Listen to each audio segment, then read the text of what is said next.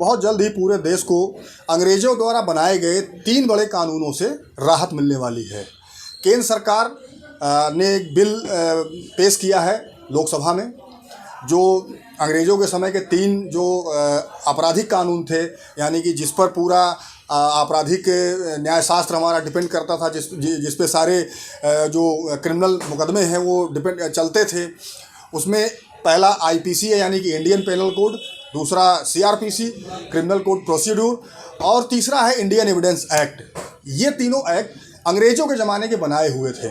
जिस पर पहले भी ये चर्चा हो रही थी कि ये जो अंग्रेज़ों के ज़माने के जो ये कानून हैं, इसमें कुछ फेरबदल या बदलाव की ज़रूरत है। इन्हीं सब चीज़ों को देखते हुए केंद्र सरकार ने इस बिल को लोकसभा में पेश किया है। फिलहाल ये बिल लोकसभा की अस्थाई समिति को गया हुआ है, लेकिन ये मान के चलिए कि आने वाले समय में आपको इन अंग्रेज़ों के ज़माने के बनाए हुए जो कानून है इससे छुटकारा मिलेगा और नया कानून आपको देखने को मिलेगा। तो आगे हम इस वीडियो में आपको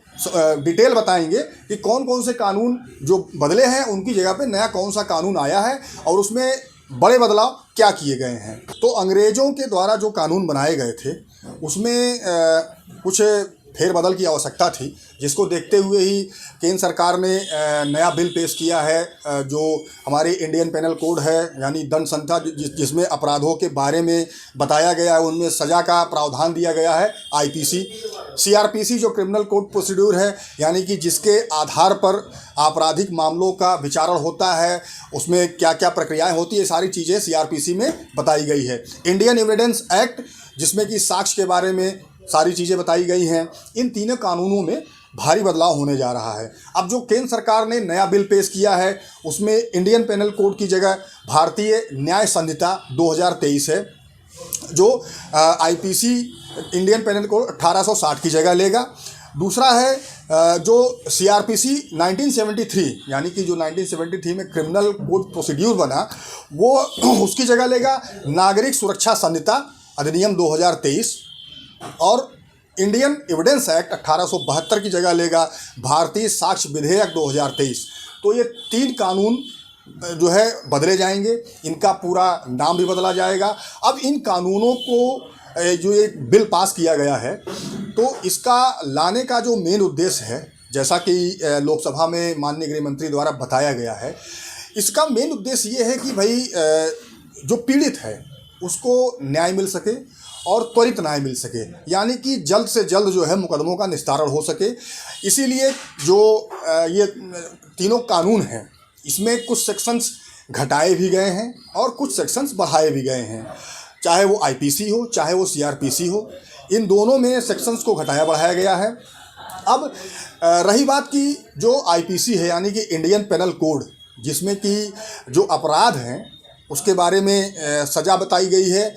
कौन सी धारा किस अपराध पे लगती है, वो चीज़ें इंडियन पेनल कोड यानी कि भारतीय दंड संहिता में बताई गई है, जिसकी जगह लेगा भारतीय न्याय संहिता 2023। अब ये भारतीय न्याय संहिता 2023 में जो कुछ अपराध हैं, जैसे कि महिलाओं से संबंधित जो अपराध हैं, इस पर विशेष ध्यान केंद्रित किया गया है कि भाई अब जैसे मान लीजिए कि सबसे बड़ा बदलाव इसमें जो आने जा रहा है वो ये है कि अक्सर हम लोग देखते हैं कि दो जो लड़के लड़की होते हैं अफेयर करते हैं, फिर होता ये है कि लड़के का कहना है कि इन्होंने हमको शादी का झूठा वादा किया, हमको नौकरी दिलाने का वादा किया, हमको इस तरह के कई वादे किए जाते हैं, और उसके बाद लड़की का कहना ये होता है कि भाई इन सारे वादों को करने के बाद इन्होंने मेरी सहमति ली और उस सहमति से हम लोगों ने शारीरिक संबंध बनाए। तो ऐसे में होता क्या है कि कई हाई कोर्ट्स ने भी इस बात को कहा है कि भाई अगर कंसेंट है सेक्सुअल इंटरकोर्स की, तो वो 376 के दायरे में नहीं आता है। लेकिन फ़िलहाल जो भारतीय न्याय संहिता 2023 ये जो आने जा रहा है, इसमें बिल्कुल स्पष्ट रूप से ये बताया गया है कि भाई अगर फर्जी वादे किए गए, यानी कि झूठे वादे किए गए और झूठे वादे को करने के बाद किसी महिला या किसी लड़की की कंसेंट लेकर उसके साथ शारीरिक संबंध बनाया जाता है, तो वो भी अपराध की श्रेणी में आएगा, यानी कि वो भी बलात्कार की श्रेणी में आएगा। अब कुछ छोटे मोटे जो कानून हैं, यानी कि जिसमें 2 साल या 3 साल की सज़ा है, या जिसमें जुर्माना है, या जिसमें सज़ा और जुर्माना दोनों है, इन अपराधों में जो है त्वरित न्याय की व्यवस्था भी होने जा रही है। और जो सिर्फ जुर्माने से ख़त्म होने वाले अपराध हैं, यानी कि छोटे मोटे अपराध जिनमें कि हम सिर्फ जुर्माना देके ही इसको ख़त्म कर सकते हैं, उसमें अब सिर्फ जुर्माना देकर ही ख़त्म किया जाएगा। इससे फ़ायदा ये होगा कि जो हमारी जो न्याय प्रणाली, हमारी जो अदालतें हैं, हमारे जो देश की अदालतें हैं जिनमें कि मुकदमों की भरमार है, उसमें लगभग 33% केसेस की कमी आएगी, ऐसा केंद्र सरकार ने अपने इस बिल में बताया है प्रस्तुत करते समय। तो आगे अब ये देखना है कि ये बिल कब आता है। जो ये 3 बड़े बदलाव किए गए हैं, आने वाले भविष्य में हमको ये देखने को मिलेगा कि हमारे देश में नई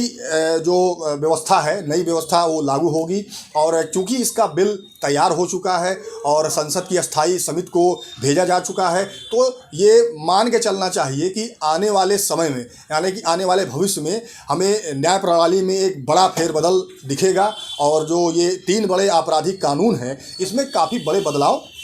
देखने को मिल सकते हैं। हाँ, एक चीज़ और है कि जो आईपीसी में, यानी कि जो भारतीय न्याय संहिता 2023 आ रही है, उसमें एक बड़ा बदलाव ये भी आने जा रहा है कि पहले जहां आजीवन कारावास को हम लोग 14 साल की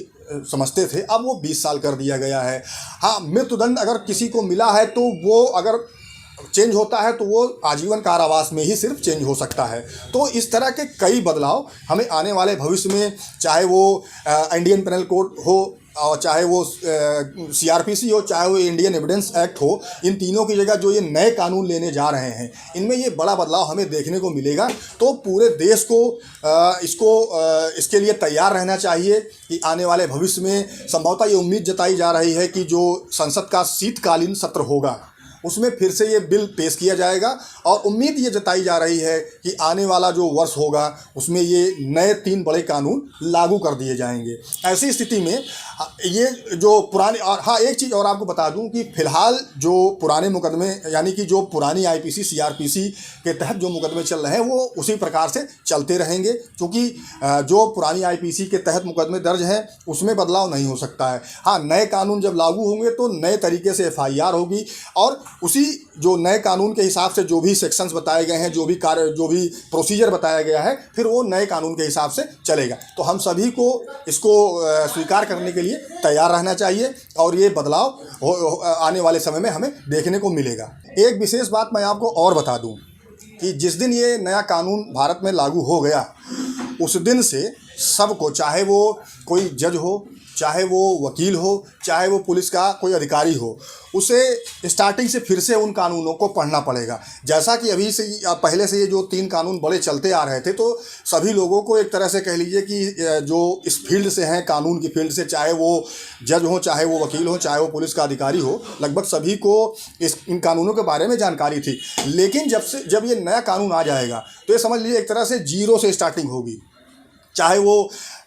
जुडिशियल ऑफिसर्स हों, चाहे वो एडवोकेट्स हों, चाहे वो पुलिस अधिकारी हो। हाँ, ये है कि जैसे जुडिशियल ऑफिसर्स हैं तो उनको ट्रेनिंग दे दी जाती है, उनको तो वहाँ सिखाया जाता है। पुलिस अधिकारी जो हैं, उनको भी ट्रेनिंग दी जाती है, और उनको ये बताया जाएगा कि ये जो नया कानून आया, इसमें ये चीज़ें हैं। लेकिन जो अधिवक्ता बंधु हैं, उन्हें अपने आप को फिर से शुरुआत से प्रिपेयर करना पड़ेगा। उन्हें स्वयं ही इन सारे कानूनों को पढ़ के समझना पड़ेगा, तभी वो न्यायालय में खड़े होकर अपने मुकदमे को बचा पाएंगे।